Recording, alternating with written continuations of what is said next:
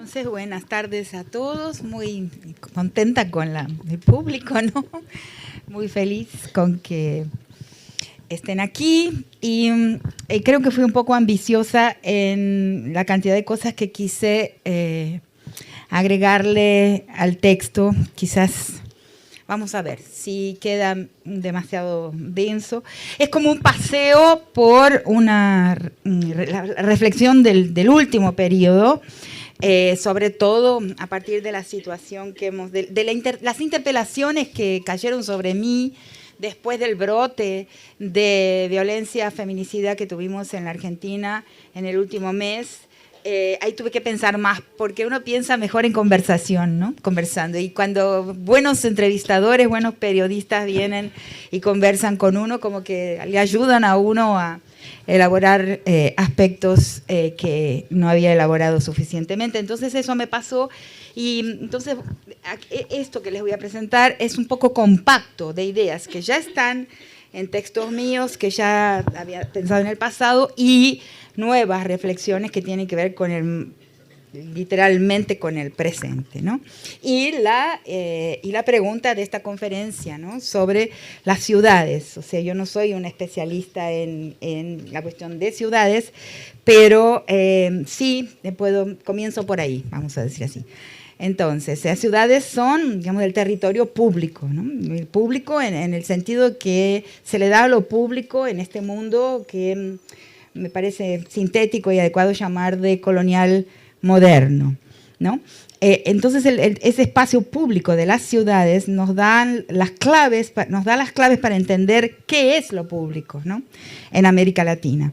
Son el mapa, el gráfico, la alegoría, las ciudades, de lo que es el ágora de la esfera pública y de la institucionalidad estatal. Y anticipando un poco las conclusiones, vemos en los problemas y los dilemas que el espacio público nos presenta a las mujeres, vemos cómo en realidad la esfera pública, el vocabulario inclusive de la sociedad civil y la institucionalidad estatal es un espacio donde las mujeres habitamos de una manera no plena. A partir de esa experiencia, inclusive en el espacio público, física y subjetiva de las mujeres, que es una experiencia de constreñimiento, en portugués esa expresión, constreñimiento, también nos da la pauta de la manera en que habitamos el Estado y el espacio de la esfera pública en diálogo con ese Estado. O sea, con el mismo constreñimiento subjetivo con que habitamos las calles de la ciudad, ¿no? En las que nuestra tranquilidad nunca ha sido, ¿no?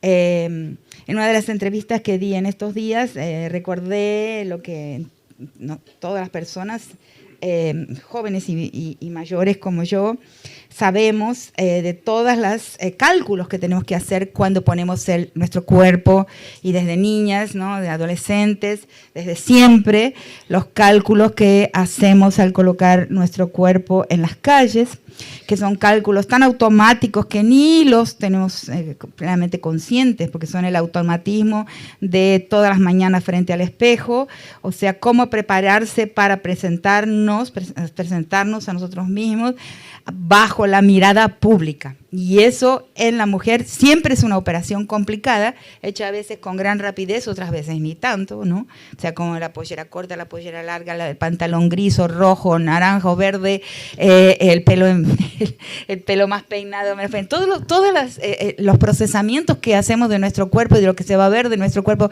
frente al espejo para poder entrar en la mirada pública, que son las calles. Eso es una operación indolora, incolora, pero es una operación diaria para todas nosotros. Solo lo que era un cálculo casi automático para no sufrir incomodidad, hoy se transformó en un cálculo para no morir. Esa es una diferencia muy importante. O sea, una cosa es la incomodidad de la calle, el constreñimiento de la calle, y otra cosa es el peligro de muerte de la calle. Eso ha sido una progresión, una escalada en el tiempo de una vida de las mujeres que somos grandes ya, ¿no?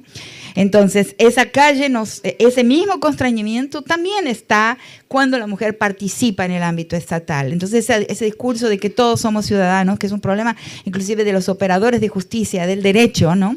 Que son entrenados para pensar en términos de una ciudadanía, esa ciudadanía no funciona, es ilusoria. O sea, las mujeres no somos plenamente ciudadanas y no somos plenamente personas. O sea, nuestra experiencia es esa.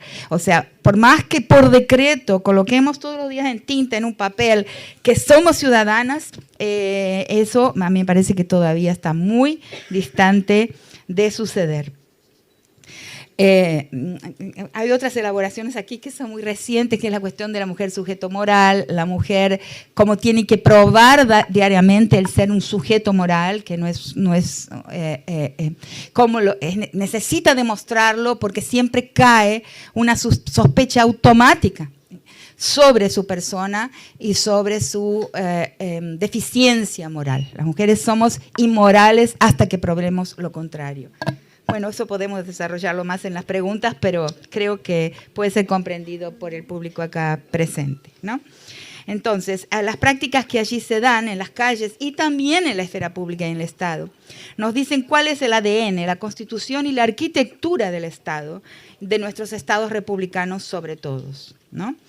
Hay una analogía entre la experiencia del cuerpo en la calle con la experiencia de la mujer en el ágora estatal.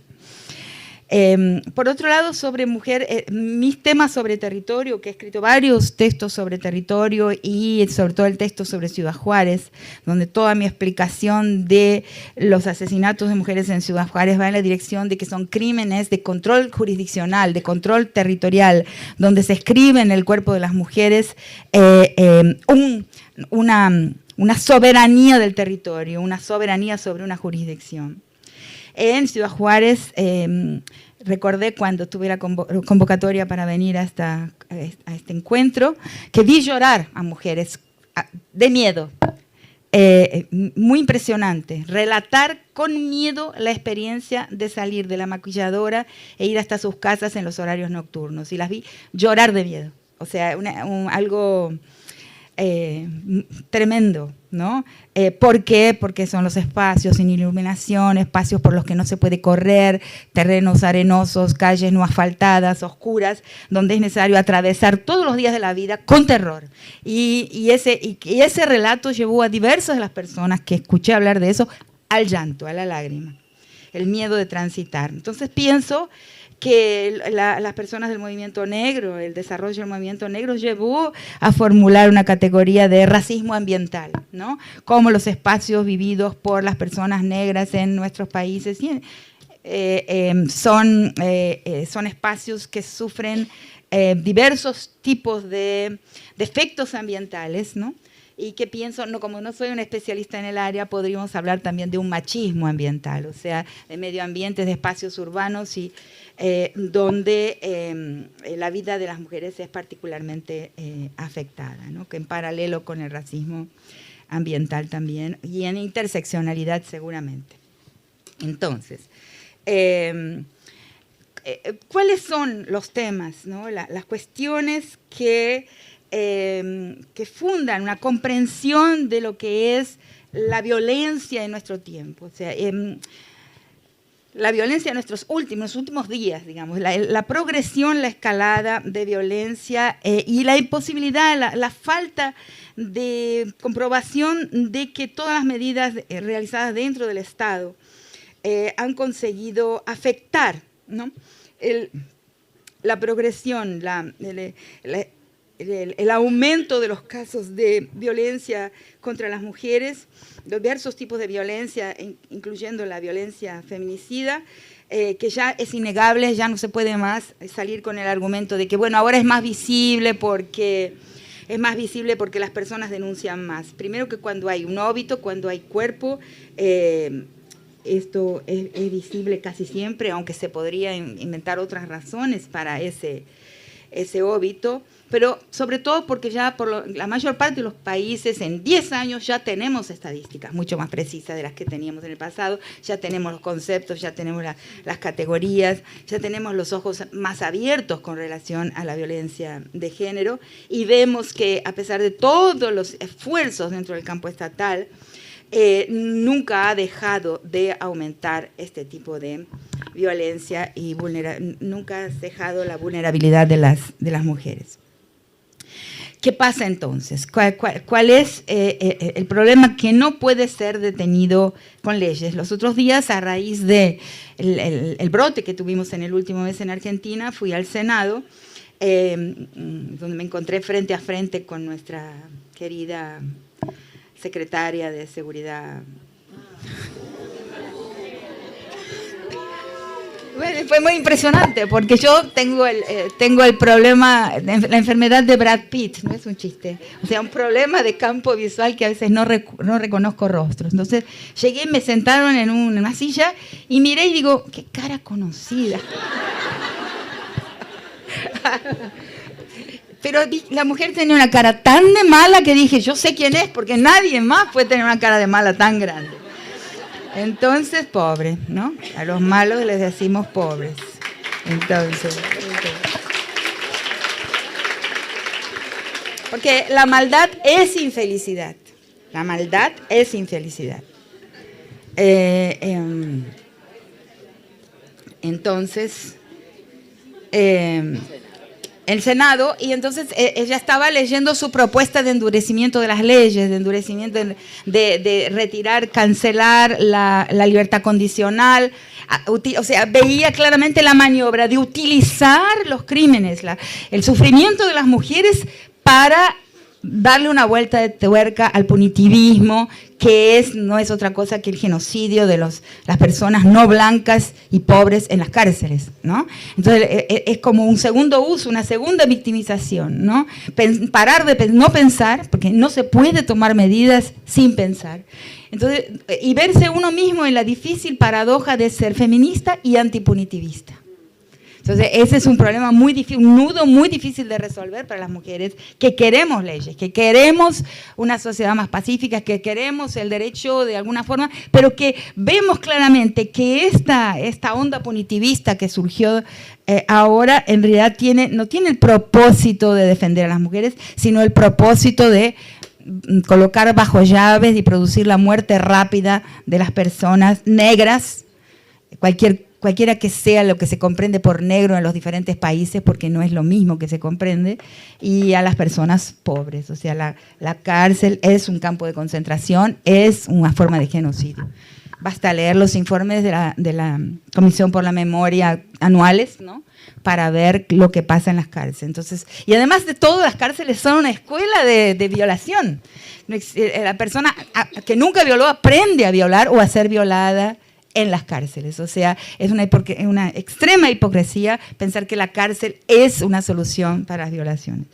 Entonces, ahí estaba diciendo que algo que es fundamental entender, lo que puede ser tipificado en una ley como crimen es solamente una partícula que no llega ni a la unidad, un micronésimo, me acuerdo de la palabra, un micronésimo de la totalidad de las formas de abuso y de violación que sufrimos las mujeres todos los días, constantemente, de las formas de agresión de género que están en la sociedad. Es como si dijera, lo que es posible tipificar en una ley surge como la punta de un iceberg gigantesco, donde en todos sus estratos hay formas de agresión de género que no pueden ser tipificadas como crímenes, pero que son absolutamente fundamentales para que aquel crimen que está allá arriba se produzca. O sea, son lo que tenemos que tocar, lo que tenemos que saber pensar es el caldo de cultivo. O sea, ¿dónde se cultiva esa última forma de agresión que se transforma en crimen? porque no surge de la nada, surge de un montón de actos legales, completamente legales. Miradas, palabras de la calle, como hoy se hablaba, la dificultad de encuadrar ciertas, por ejemplo, ciertas formas de toqueteo en los metros, hablaba la compañera Teresa sobre México, eso imposible.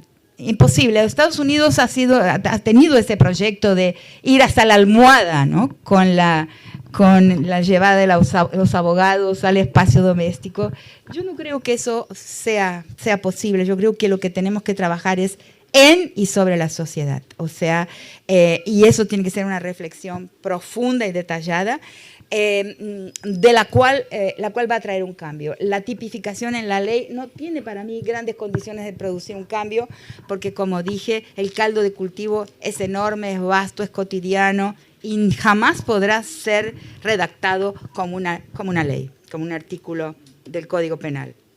Entonces tenemos que entender bien qué es la desigualdad de género, ¿no? ¿Qué hace?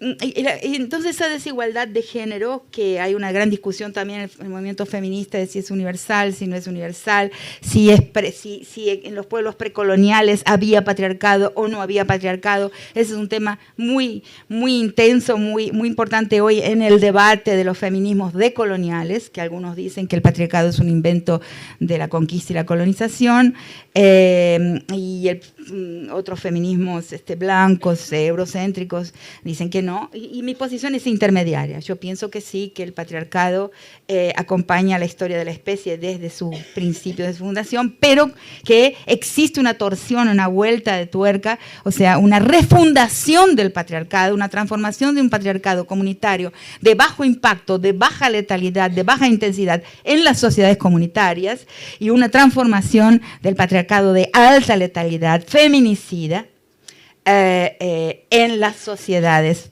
postcoloniales, en las sociedades después del proceso de conquista y colonización.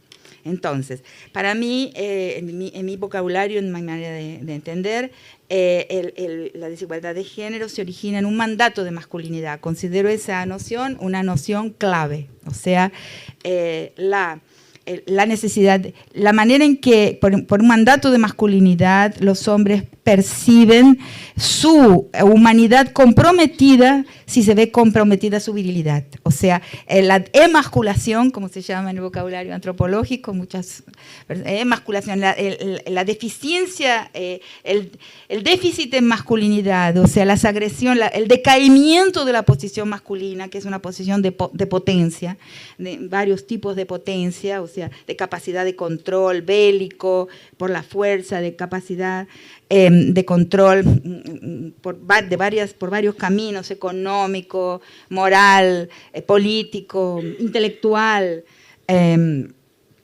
Esas potencias son la definición de virilidad y se ven afectadas muy fácilmente por las vicisitudes de la historia. En el momento presente, la extraordinaria precariedad de la vida fragiliza a los hombres de una forma muy particular.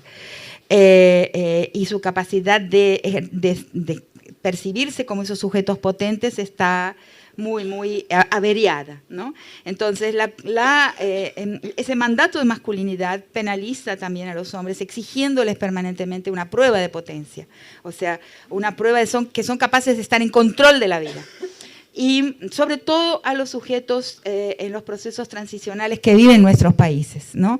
que llama un proceso transicional las sociedades que transitan desde el mundo comunitario, campesino, indígena, al mundo del ladino, como se llama en América Central y México, y al mundo del criollo, como le llamamos nosotros. El proceso de criollización es un proceso fuertemente violentogénico, ¿no? Y estaba conversando con Teresa un minuto atrás y ella me mostraba que hasta muy recientemente en México las sociedades más violentas, más feminicidas, no eran Ciudad Juárez, no eran las sociedades más industriales de una población industrial de obreros, sino eran justamente Oaxaca y Ciudad de México y Estado de México, donde el proceso de ladinización es más fuerte. ¿Por qué? Porque el sujeto criollo eso nos toca muy de cerca y tengo que decir mi frase preferida de los últimos tiempos. Criollo para mí es un insulto hoy. Lo siento, pero fuimos amamantados todos con la mamadera de las repúblicas criollas, pero un día comenzamos a entender que criollo significa un sujeto racista, misógino, homofóbico, transfóbico y especista. Y es un sujeto profundamente inseguro en su racialidad y en su virilidad y en su masculinidad, de forma tal que necesita agredir. O sea, se vuelve violento para restaurarse y verse titulado, ¿no?, como sujeto viril y sujeto blanco, ¿no? Entonces, esas sociedades transicionales son tremendamente violentas. Si uno... la provincia de Salta, ¿no?, que tiene estado de emergencia de género, ¿no?, que es una sociedad criolla o en proceso de criollización clarísimo. O sea, lo podemos constatar en una cantidad de lugares de nuestro país y de los países de América Latina también.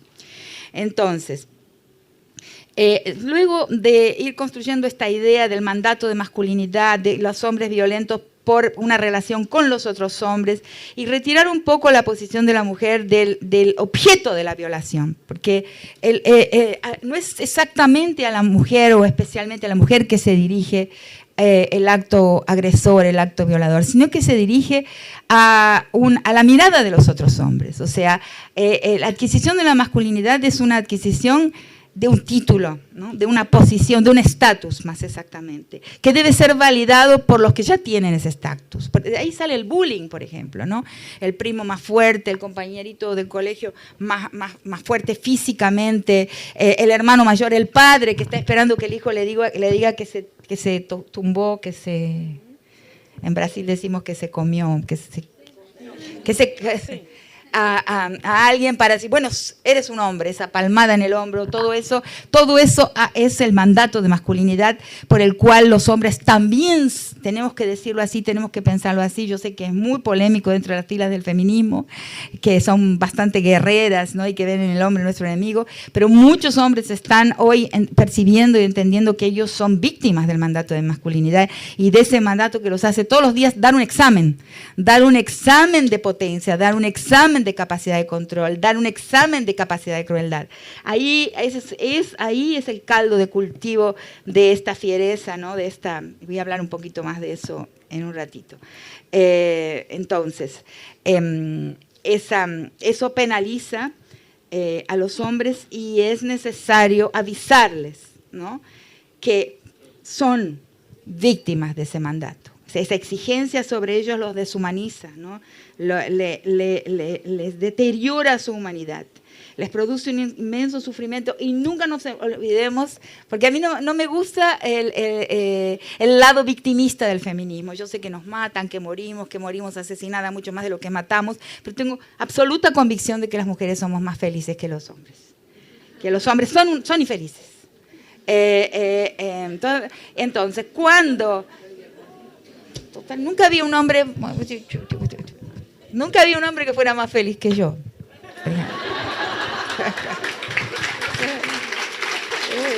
No estoy mintiendo, es verdad. Porque nosotros tenemos otras formas de contentamiento, humor, por ejemplo, ¿no? Tenemos otras formas más relax, ¿no?, más vinculares, más de afecto, ¿no? Y eso es lo más importante del movimiento feminista. Yo creo que ha sido construir esa relacionalidad, esta amistad, este sentimiento de amistad inmediata que uno tiene con una persona que vio 2 veces en la vida, pero que ya se agarra, se toca. Eso las mujeres podemos, los hombres no. Es muy triste. Entonces, por eso ellos mueren antes, en todos los países del mundo. ¿Qué es un chiste? Es la verdad. O sea, no hay país en que los hombres no mueran antes. Porque no pueden siquiera reconocer su sufrimiento. O sea, no tienen espejo para su propio sufrimiento. El espejo de la reina mala es un espejo femenino. O sea, la reina dice, ay, estoy linda hoy. No, horrible. Estoy sin padre. No, el espejo es un instrumento que no hemos rescatado suficientemente de los libros de cuentos, ¿no? El espejo de la reina mala. Entonces, Entonces, después de ver eso, de que en realidad el eje de la relación entre hombres tiene una función importantísima en la violación, que un agresor, los otros días cuando me entrevistó Siete Cases, ¿no? Siete Cases, o una de esas entrevistas, dije, pero el agresor nunca está solo. No es un solitario, no es una persona anómala que sale a la calle como inclusive los que son psicópatas, es una gran minoría, o sea, la mayor parte de los agresores, violadores estoy hablando, son sujetos que están acompañados, inclusive físicamente eso se descubrió hace muchísimos años, ¿no? Que la mayor parte de las violaciones de calle son hechas en grupo y no por individuos. Sobre todo en grupos de jóvenes, que son los que tienen que hacer un esfuerzo mayor para probar que son hombres. Por eso son las violaciones más crueles y son siempre grupales, ¿no? Pero la mayor parte de todas las violaciones son y han sido históricamente, desde que se hizo el primer contagio en los Estados Unidos, realizadas por grupos de personas o por seres acompañados. Y al poco tiempo sale, ¿no?, la cosa de que el asesino de Micaela no estaba solo, ¿no? No estaba solo. El asesino de Lucía tampoco estaba solo.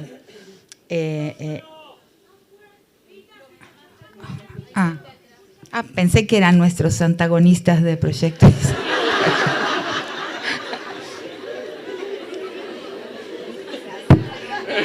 Me asusté. Más. Bueno, entonces lo que surge de... Tengo que apurarme porque la verdad es que escribí un montón de cosas pensando en Córdoba. Bueno, entonces, lo que surge después de la idea de los dos ejes, que es el eje, digamos, de los pares, de la cofradía, de aquellos que le demandan al sujeto actuar de una determinada forma y la forma en que se construyen las potencias, que es por medio de la tributación de la posición femenina. O sea, de la transferencia de un tributo que viaja de la posición femenina a la posición masculina, y que en ese grande iceberg que mencioné un momento atrás, lo que dije en realidad es que viaja, la construcción de la potencia viaja de la posición femenina a la masculina. En tiempos de paz viaja de forma que pensamos indolora e incolora, ¿no? Por la admiración, por el que es más rico, el que es el mejor profesor, el hombre, ¿no? Entonces le entregamos algo, le entregamos y lo construimos. Lo vamos construyendo y no es crimen, ¿no? Pero cuando eso no sucede, el violador tiene que ir a otras formas de tributación, o sea, de adquisición, de exacción de ese tributo por la fuerza, ¿no? por el medio criminal. Pero en realidad es un continuum que va de la vida cotidiana, de lo no delictivo a lo delictivo, pero en un continuum, ¿no? Hasta que el sujeto más debilitado, más emasculado, o que tiene todavía que probar algo, este sujeto es el sujeto más peligroso. Y también, como he dicho recientemente, que causó espanto en algunos sectores de los medios, el violador el agresor de género es un moralizador. O sea, ese es un crimen patriarcal en el sentido de que castiga un desacato o algo que percibe como un desacato, la belleza femenina, la sensualidad de la joven. La cara de Lucía, yo escribí un textito de 5 líneas porque me emocionó profundamente la foto de Lucía, porque para mí la foto de Lucía era la foto de lo femenino, o sea, de una plenitud, de una forma de felicidad que es femenina. Y entonces ahí hay un desacato. ¿Qué percibe el patriarcado como desacato? La plenitud de lo femenino cuando se presenta gozosa y sin necesidad de un tutor, ¿no? de un patrón. Y también las formas de disidencia sexual, ¿no? O de sexualidades no normativas que son desacatos al patriarcado, pero todos esos son crímenes del patriarcado. Los homofóbicos, los transfóbicos, los misóginos son todos crímenes del mismo tipo a quien desacata la ley de la superioridad masculina, del control del patriarca sobre el mundo. Entonces, es un moralizador, igual que los punitivistas son moralizadores. Eso es chocante, porque como es chocante cuando uno trabaja en la cárcel, percibir que la mentalidad de los presos es la misma que la de los policías. Tiene la misma forma de subjetividad. Es muy impresionante eso. Y también la mente del punitivista, cuando uno ve algunos programas de televisión que estuve viendo, es la misma mentalidad del violador, que está en realidad moralizando, que está disciplinando a quien él ve como alguien que se le escapa, ¿no? que huye a su canon, a su código, ¿no? Entonces, luego con Ciudad Juárez lo que paso a ver, a percibir, no sola, sino en compañía con diversas personas que han trabajado en Ciudad Juárez. Infelizmente, casi todas las personas que conocí en Ciudad Juárez no viven más ahí hoy. Que hay una homología, una analogía estructural entre la estructura de la masculinidad y la estructura mafiosa. La estructura mafiosa es análoga a la estructura de la violación, ¿no? Y en la mafia también, o sea, todos los corporados, todos aquellos que van a pertenecer a una corporación mafiosa, en todos sus estratos. Eso es una cuestión que fue mi lectura de Ciudad Juárez. Imposible observar el poder, o sea, eso es un dato que tenemos que saberlo y que no debemos ser ingenuas. El poder de ningún tipo puede ser observado, solo puede ser inferido por sus epifenómenos, por lo que produce en el mundo. O sea, evidencias esparsas que están en los medios, que están en los relatos de la gente. Si las ponemos como un rompecabezas todas juntas, podemos inferir cuál es la agenda del poder, cómo se está comportando, hacia dónde se dirige. Es así que las mujeres no sabemos exactamente cómo los hombres piensan. Los negros no saben cómo los blancos, los pactos de los blancos. Eso es así en los Estados Unidos. Es clarísimo, y entre nosotros también, solo que el pescado no ve el agua. Y las personas que tenemos incomes, o sea, salarios e ingresos normales, comunes de nuestro trabajo, no sabemos cómo la mega riqueza piensa, ¿no? Y prepara sus agendas y estrategias de control sobre el mundo. Entonces, eso no es observable. Poder y secreto son indisociables. Entonces, para Ciudad Juárez, entonces hay que son acciones del poder, es evidente. Cuando un crimen nunca se resuelve, es porque es un crimen del poder. No lo digo yo, sino que cito a un autor italiano, no es Sciascia, bueno, no me acuerdo, está en el libro, el ensayo sobre Ciudad Juárez, que él dice eso, me parece absolutamente comprobable en una cantidad de situaciones, el crimen de Kennedy, en fin. Cuando un crimen es un crimen del gran poder, no se resuelve jamás. Y Ciudad Juárez es así para el periodo que va del 93 al 2013, no sé, ahí Teresa me ayuda, porque ahora hay una nueva serie de asesinatos, de feminicidios en Ciudad Juárez, que son los cadáveres que se están encontrando en un lugar que se llama Arroyo Navajo. Pero para esos crímenes hay hipótesis que son de tipos de prostitución, en fin, que salen de burdeles de la ciudad. En mi caso, yo estoy segura de que no es así. Y las madres y las personas con que trabajé validaron mi hipótesis, pero mi hipótesis no es la única. Hay 42 hipótesis sobre, la mayor parte instrumentales. Mi lectura no es una hipótesis instrumental.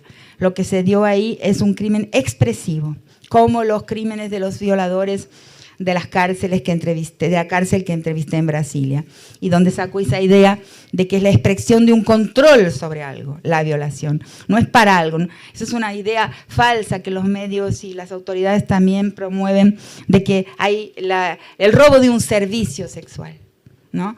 No es así. No hay el robo de un servicio sexual. Porque es común los presos decir, no, yo estaba satisfecho sexualmente, tenía una mujer, varias novias, iba con los amigos al prostíbulo los viernes y los sábados. Yo no es una... Y la perplejidad del preso que está preso hace muchos años, al intentar entender qué le pasó, qué fue eso. Entonces está esa idea de que es un crimen que tiene que ver con la política con la política sexual, o sea, con con la dominación.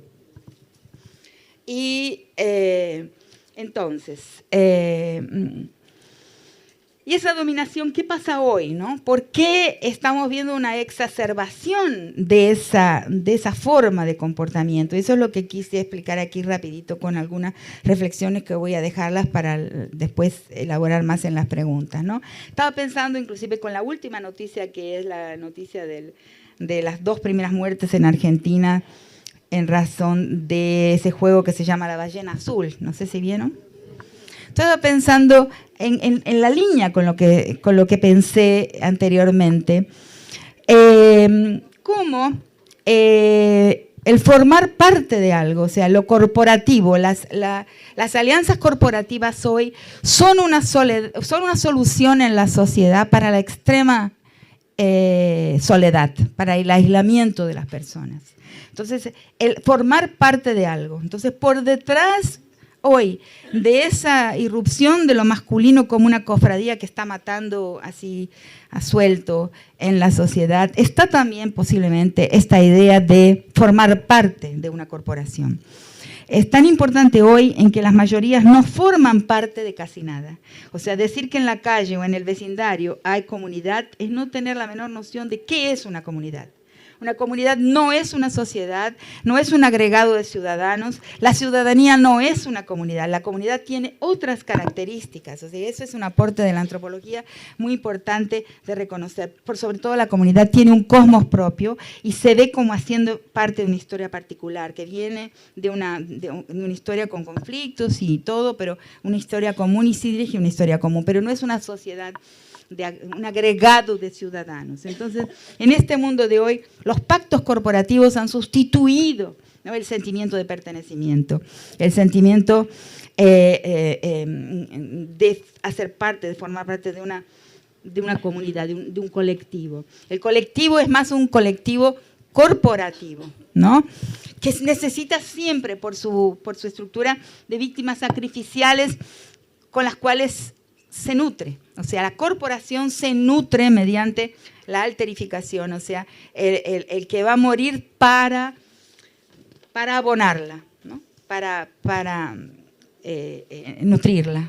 ¿Se entiende? Bueno, entonces, ¿por qué estamos frente a esta escalada que estamos testimoniando en América Latina, ¿no? A pesar de las medidas y de los esfuerzos de la institucionalidad estatal. En primer lugar, advierto que tenemos que tener muchísimo cuidado con las monocausalidades, las explicaciones monocausales. La explicación solo puede ser compleja, de un contexto complejo donde está la economía, donde está la política. Mucho cuidado dentro del feminismo de guetificar, o sea, las mujeres, claro, tenemos que unirnos más que corporativamente, ¿no? Tenemos que vincularnos, ¿no?, que es, como dije, un gran resultado del feminismo, esa vinculación que no es la vinculación corporativa, es otro tipo de vinculación. Cuidado con eso. Pero no debemos aceptar la guetificación de nuestros temas. Nuestro tema es un tema de ese caldo de cultivo que es de toda la sociedad, que tiene que ver con la precariedad de la vida hoy, ¿no?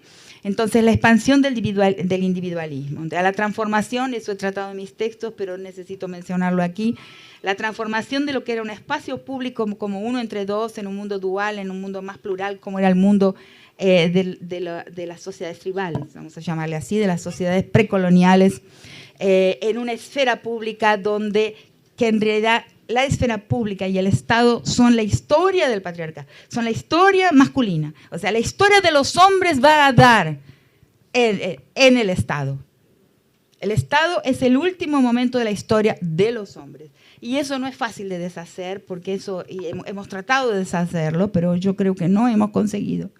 Y el Estado, por lo tanto, digo que tiene el ADN patriarcal, el ADN del patriarcado. Entonces, hay una historia de que era un espacio político masculino, pero era uno entre dos, donde había un espacio doméstico plenamente político también, porque existía una politicidad de lo doméstico que se perdió totalmente cuando en la modernidad el espacio político se transforma en el Estado y en la esfera pública, el espacio doméstico se transforma en un residuo, en un resto de la política, en una nada de la política.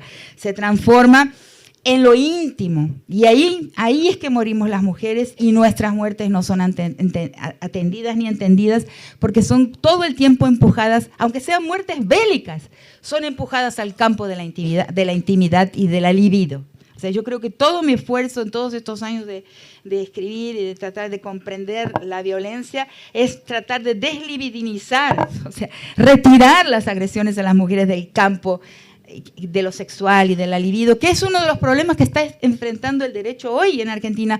Para los que son extranjeros, el juez Rossi, el juez López y toda la doctrina zafaroniana, a la cual me encanta, la cual yo enseño en mis clases en Brasil, he enseñado durante muchos años, es un gran jurista, un gran pensador, pero en lo que tiene que ver con la violencia sexual no consigue entenderla.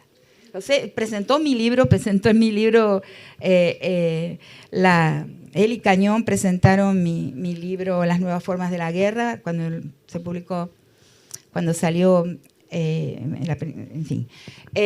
O sea, es un amigo, pero en lo sexual, él cree que, yo estoy convencida de eso, que es un crimen de la intimidad. El crimen sexual no es un crimen de la intimidad, es un crimen del poder, o sea, del poder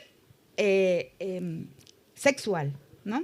Que se expresa sexualmente. Eso es otro tema importantísimo, nos confunde la idea de crímenes sexuales. Son crímenes por medios sexuales, ¿no? Son medios de control, por eso el territorio tiene una afinidad muy extrema, porque son de control territorial y una de las formas y el control territorial se expresa en el control del cuerpo de las mujeres. Es algo atávico. Lo que pasa es que ha habido ahí un cambio en la historia de las guerras que detectado de una forma en un momentito del gran ensayo de la jueza Elizabeth Odio sobre la historia de la guerra y las mujeres, cuando dice que cree escuchar como jueza del Tribunal Penal Internacional, la Corte Penal Internacional, cree escuchar que hay nuevas formas de crueldad en el caso de Yugoslavia. Y esa forma, entonces tenemos ahí una discontinuidad en la historia de la guerra, en lo que era el control territorial, la ocupación territorial y la ocupación del cuerpo de las mujeres por la violación de los soldados, la anexión de las mujeres como concubinas o como esclavas sexuales, y en las guerras a partir de un determinado momento en la segunda parte del siglo XX, como la destrucción del cuerpo de las mujeres mediante la violencia sexual. Eso es una diferencia. O sea, ahí hay una discontinuidad, una diferencia de grado, ¿ok? Pero es una diferencia que hay que considerar. Hoy entonces la guerra es feminizada, se da en el cuerpo de las mujeres. En la destrucción del cuerpo de las mujeres ocurre la guerra, y los autores que hablan para Medio Oriente también lo han dicho, que la guerra hoy es una guerra feminizada, una guerra de profanación, que es lo que encontré también claramente en el caso de Guatemala. Si quieren, después en las preguntas lo explico más. Entonces, hay que tener cuidado con las monocausalidades y no guetificar nuestros temas, verlos en un contexto denso y complejo, ¿no? Como explicaba, la expansión del individualismo y la privatización del espacio doméstico. Y la privatización con eso de todo lo que nos ocurre a las mujeres, ¿no? De todo lo que nos penaliza, se transforma en algo del campo de lo íntimo, aunque no lo sea. Nuestro peor enemigo, que es la estructura binaria de la modernidad, donde hay un sujeto universal, donde hay un ágora, donde hay un sujeto, a veces somos mujeres, pero travestidas al sujeto que habla en el espacio público. Y ese es un esfuerzo de travestitismo, o sea, de cómo nos vestimos. Lo primero que aprende un estudiante de Derecho es a cómo vestirse. Sí. Y cambia. Claro, a cómo cambiarla, claro. Es un ejercicio para poder hablar ahí. Entonces, en ese lugar se enuncian las verdades de interés general y valor universal. Y el resto son las minorías, las identidades políticas minorizadas. Ese es nuestro principal enemigo, y eso es lo que las mujeres debemos luchar para desmontar, que es ese orden binario. El principal de los binarismos no es el binarismo hombre-mujer, sino de sujeto universal y minorías. Entonces, rebelarnos contra la minorización, que además es absurda, de nuestro tema, porque nuestro tema es el caldo de cultivo de todas las formas de violencia. Por eso mi libro se llama Las estructuras elementales de la violencia. La violencia contra la mujer no es una violencia contra la mujer, es la primera pedagogía, el primer paso a un orden violento y jerárquico en general. Es el fundamento de todas las otras jerarquías del edificio, de todas las desigualdades y robos de prestigio, de valor y de poder. Entonces, ahí viene otro tema.